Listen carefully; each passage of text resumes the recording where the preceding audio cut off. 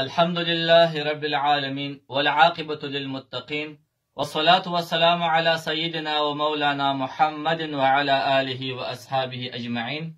أما بعد فأعوذ بالله من الشيطان الرجيم. بسم الله الرحمن الرحيم. الطلاق مرتان فإمساك بمعروف أو تسريح بإحسان. صدق الله العلي العظيم وصدق رسوله نبي الكريم. زما ډیر مسلمانانو ورونو دا غوښتنه درلودله چې د طلاق اړوند د طلاق د ډولو اړوند دوی ته یو مختصره ویډیو جوړه کم او سره شریکه یې کم.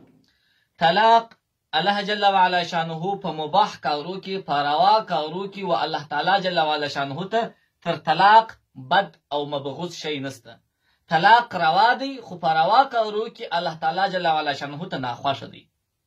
که څوک غواړي چې خپل نسل خپل کورنۍ خپل اولاده صحیح وروز حفاظت وکړي او په صحیح ترتیب وروزي او حفاظت وکړي نو هغه باید د هغه شانو څخه ځان وساتي کوم شی چې و نکاح ته ضرر رسي. خدای نخواسته که چیرې طلاق وي د طلاق سربیره د هغه چاره نه وي سوې د هغه دفاع سوې نه وي او بیا هم د خپل کوروالا سره ژوند و زندګي کوي نو د ده ګناه به یو طرف هغه نسل به هم تباه سي نسل به هم خراب سي په نسل او نسب کې به هم څه مشکلات پیدا سي. نو هغه کسان چې د خپل نسب او اولادو فکر سره دی هغوی باید د خپل نکاح حفاظت په شرعي طریقه سره وکړي. طلاق هغه لفظ دی چې د دې په موجودېدو سره د دې په راتګ سره د دې په واقع کېدو سره د خاوند او د ښځې تر مابینځ نکاح ختمیږي او ډېر توجه پکار ده چې طلاق به سړی نه د ځان عادت کوي چې په قسمو کې طلاقونه هم یادوي چې لږ درد ورسې طلاق یادوي او بیا وروسته پښیمان هم وي او طلاقونه ډېر سوي هم وي مشکلات وي بیا وروسته مخنیوی ډېر زور غواړي. نو طلاق په اعتبار د لفظ دوه ډولونه لري.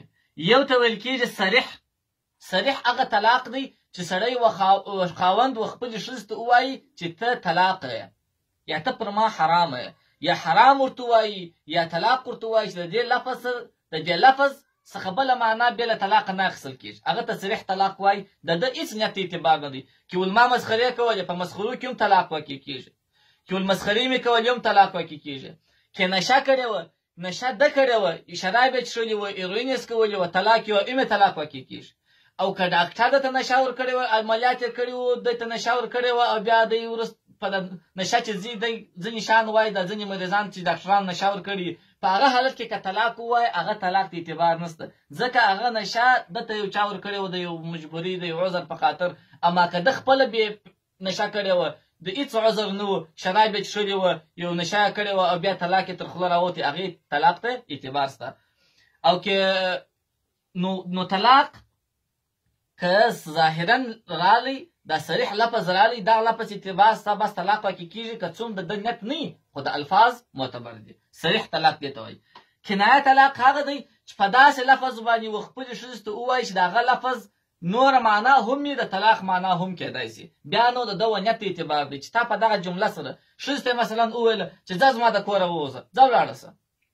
دغه لفظ د طلاق تر څنګ نورې معناوې هم لري.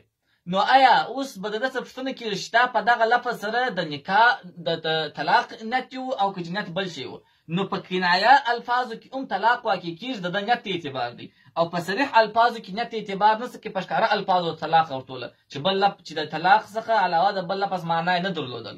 نو دا دوه ډولونه په اعتبار د لفظ دي. او طلاق په اعتبار د وخت منجز دی معلق دی او مستقبل دی. منجز هغه طلاق دی چې سړی و ښځې ته ووایي چې ته طلاق یې بس پر هغه ګړي پر هغه وخت دستي پر طلاق کېږي. معلق بیا هغه طلاق ته ویل کېږي چې سړی و ښځې ته ووایي که د پلانۍ کار وکړي ته طلاق یې که پلانې ځای ته ولاړې ته طلاق یې د یو کار پرې دا کار طلاق معلق وي. اوس نو دا ښځه دستي نه پر طلاق کېږي که چیرې هغه کار چې ده ورته ویلي وول که د پلانکۍ کار وکړي نو ته طلاق یې که هغه کار وکړي طلاق کېږي او که ونه کوي نه طلاق کېږي تر هغه کاره پورې معلق ده. مستقبل بیا دا دی چې د طلاق و راتلونکي وخت ته مضاف کړي داسې ورته وایي و یوه میاشت بعد ته طلاق یې دستي نه پر طلاق کېږي چې هغه میاشت هماغه تاریخ اول تاریخ رالی بس په هغه تاریخ پر طلاق کېږي. دا یې ورته وویله چې ته پر ما باندې یوه میاشت بعد طلاق یې یوه هفته بعد طلاق یې 5 ورځې بعد طلاق کوي. د 5مې ورځې دا شروع چې راغله بس پر طلاق کېږي. نو دا د طلاق دا ډولونه دي. ډېر کسان دا پوښتنه کوي وایي یو چا درد راغلی ما ورته وویل ما د فلانکي کار وکړي نو طلاق کوي. نو اوس دا کار یې وکړي نو څنګه سو؟ نو بس طلاق واقع سو. ډېر بهتره دغه کوشش کوي چې دغه الفاظ څخه ځان وساتي. او طلاق په اعتبار د تاثیر څه تاثیر لري؟ دا طلاق چې یو څوک ووایي د نکاح څنګه ورختموي؟ دا د نکاح ختمېدل دا پر څو ډوله دي. د طلاق په اعتبار تاثیر یو رجعي طلاق دی، بل باین طلاق دی. رجعي طلاق هغه دی چې د ښځې ته طلاق ورکوي فقط بیا دلته پښیماني پیدا سوله 2 ورځې بعد 3 ورځې بعد چې ولا زه غواړم بېرته دغه ما سره بد کار وسو، زه غواړم چې بېرته د خپله خبره اصلاح کړم. دا رجعي طلاق هغه دی چې فقط دی ما زه ورسره رجوع ورته وکړي د خپلې ښځې سره یو ځای سي بېرته ورسره خوشحاله سي. بس دا دې ته ورکړي رجعي طلاق. بل هېڅ یې نه غواړي، ما د ده خوشحالي د ده رجوع و دا ښځې ته غواړي. دې ته وایي رجعي طلاق. هر طلاق علما وایي چې یو خاوند یو خپلې ښځې ته ورکوي چې هر طلاق وي هغه ټول طلاقونه رجعي دي. رجعي دا معنا بس بېرته به ورسره خوشحاله سي. خو دوهم بیا باین طلاق دی. باین طلاق 2 ډولونه لري، یو کوچنی باین دی، یو لوی باین دی. رجعي طلاقونه هغه وه چې هر طلاق چې خاوند یو ښځې ته ورکوي رجعي دي، خو د 3 طلاقو څخه علاوه 3 داسې طلاقونه دي چې هغه بیا رجعي نه دي، هغه بیا څه دي؟ باین دي. په رجعي طلاق کې یوازې د ده رجوع کفایت کوي چې دی ورته خوشحاله سوی وي. په باین طلاق کې بیا دا و چې باین طلاق رالی نکاح به ورسره نه وي کوي، خامخا به نکاح ورسره نه وي کوي. هغه کوم 3 حالت دي چې بیا نکاح نه وي کېدلو ته ضرورت غواړي. هغه دا 3 حالت دي.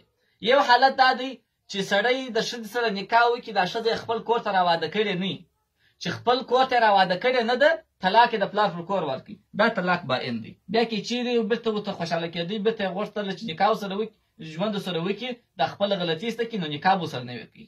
دوهم حالت د باین طلاق هغه باین طلاق دی چې یو ښځه خاوند ته پیسې ورکړي، وایي زه دا پیسې درکوم، د پیسو په مقابل کې ما طلاق راکړه، چې دې ته خلع وایي.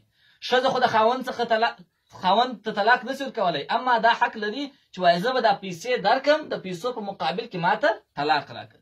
نو که خاوند و ښځې ته د پیسو په مقابل کې طلاق ورکړي، هغه طلاق باین طلاق بلل کېږي. بیا په رجوع کار نه کېږي، بېرته که یو وخت د دواړو رضا غواړي بیا به نکاح نه وي کوي. دغه دواړه کوچني طلاقونه دي.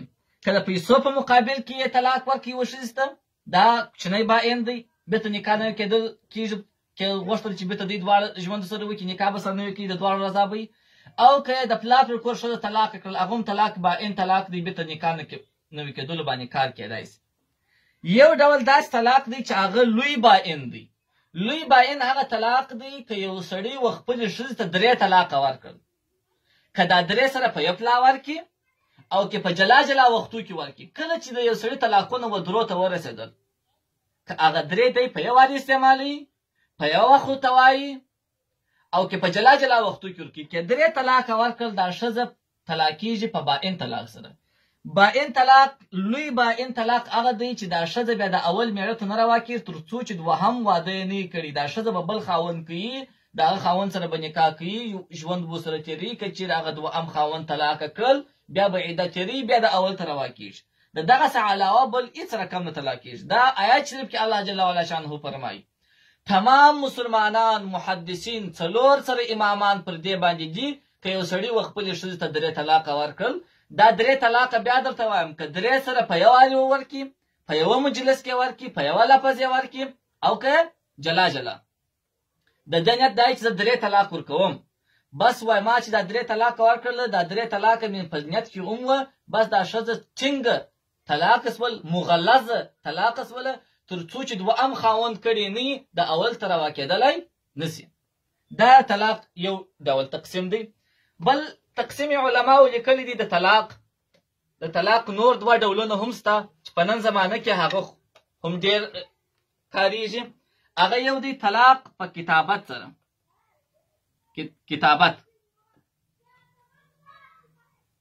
کتابتن یا دوهم طلاق یې اشاره یا اشارتن. که یو سړی و خپلې ښځې ته په خط کې ولیکي، په میسج کې ولیکي، خط یې ورواستوي، په خط کې دې وشته کړل چې ته پر ده طلاقه یې، دغه د کتابت طلاق واقع کېږي که یا و د کتابت طلاق واقع کیږي. که په خط کې ورنوشته کړله، په دا خط کې ورنوشته کړله چې ته طلاق یې، بس دا طلاق واقع کیږي، په دې شرط چې د خط الفاظ به ویل کیږي، فهمول کیږي، به نوشته سوي به وي او ښه سم دم به فهمول کیږي. دغه خط سره هم طلاق واقع کېدلی شي. میسج ور واستوئ. حتی علما وایي که چیرې یو میسج ور واستوئ چې طلاق یې، بل میسج ور واستوئ طلاق یې، بل میسج ور واستوئ، 3 میسج ور واستول او د ده نیت دا و چې دا 3 میسج ور واستوم په دا خاطر باندې چې زما درېوالی هدف دی، هم په 3 طلاقو سره طلاقېږي، بیا دته روانم تر څو چې بل خاوند یې کړی نه وي. او که داسې و چې یو میسج ور واستوئ، فکر یې وکړئ چې هغه میسج به سم ورسېدلی نه وي، د تایید په خاطر باندې د ښه تثبیت په خاطر بیا میسج ور واستوئ، هدف یې دا دی چې دغه یو طلاق ورکړي، مګر د میسج یې 2-3 وارې ور واستوئ په دا خاطر چې دا ښه ثابت کړي چې دا به اول به نه مس سوی نه وي. دا 3 میسج یې ور واستوله، خو نیت یې دا و چې هغه د تایید نیت و، نو یو طلاق دی. او که 3 میسج ور واستوله، نیت یې دا و چې دا 3 والی مې نیت دی، نو بیا 3 طلاق کېږي. او اشاره که سړی خصوصا هغه کسان چې خبرې نشي کولی، وایي که ګونګي په اشاره باندې وویله، اومې دا اشاره معتبر ده، د ګونګي په اشاره باندې هم طلاق واقع کېږي چې د ده مطلب په اشاره سره طلاق وي. وایي که ځینې علما وایي که چا ښځې ته وویله چې ته طلاق یې 3 ډبرې ور وغورځولې یا 3 شی، د ده هدف دا و چې 3 والی مې هدف دی، هم په 3 طلاقو طلاق کېږي. نو دا 3 طلاق د ټولو اهل سنت والجماعت 4 سره مذهبونه، امام بخاري صاحب، امام مسلم صاحب، لوی محدثین، دا ټول پر دې باندې دي که یو چا ښځې ته 3 طلاق ورکړل، که دا 3 جلا جلا وختو کې وي که په یو وخت وي، دغه ښځه بیا د اول خاوند ته نه دروا تر څو چې دوهم خاوند یې کړی نه وي. نو الله جل وعلا شانه چې موږ ټولو مسلمانانو ته د دغسې ناوړو طریقو د استعمال څخه محفوظ وساتي. او که چیرې یو څوک د رښتیا هم د طلاق اراده لري، هغه په صحیح طریقه دې وکړي، نیت یې دی چې طلاق ورکوي، دا ښځه څخه دی غواړي جلا سي، مخکې چې معلومات وکړي چې په څه رقم دا شریعت څنګه وایي او زه په څه رقم سره طلاق ورکم او څنګه وکم. داسې نه وي چې ما زده ته درد ورغلی نه وي، داسې طلاق ووایي، بیا وروسته چار هم نور معلومېږي چې دا زه څنګه وکم، دا کورنۍ، دا اولادونه، دا ژوند و زندګي و دا فامیل. نو په دغه مسایلو کې ډېر احتیاط پکار دی. که چا په دا طلاق مسایلو کې غور نه کوئ او د دې څخه ځان نه ساتئ او په دې کې فکر نه کوئ، د نسب او د سلسله د نسب خرابېږي. نسب ساتل، د هغه حفاظت کول دا ډېر لوی مسؤلیت دی، هر څوک یې پر غاړه لري. خدای نخواسته داسې نه وي چې دی داسې طلاق یې ورکړی وي، 3 طلاق یې ورکړي وي، پر هغه سربېره ژوند ورسره کوي. نو تاسو فکر وکړئ د دوی څخه به څنګه کسان پیدا سي، د هغه اولادو څخه به بیا څنګه کسان جوړ سي، ټولنه به دوی خرابوي، قاتلان به دوی وي، غله به دوی وي، مفسدین به دوی وي او ظالمان به هم دوی وي.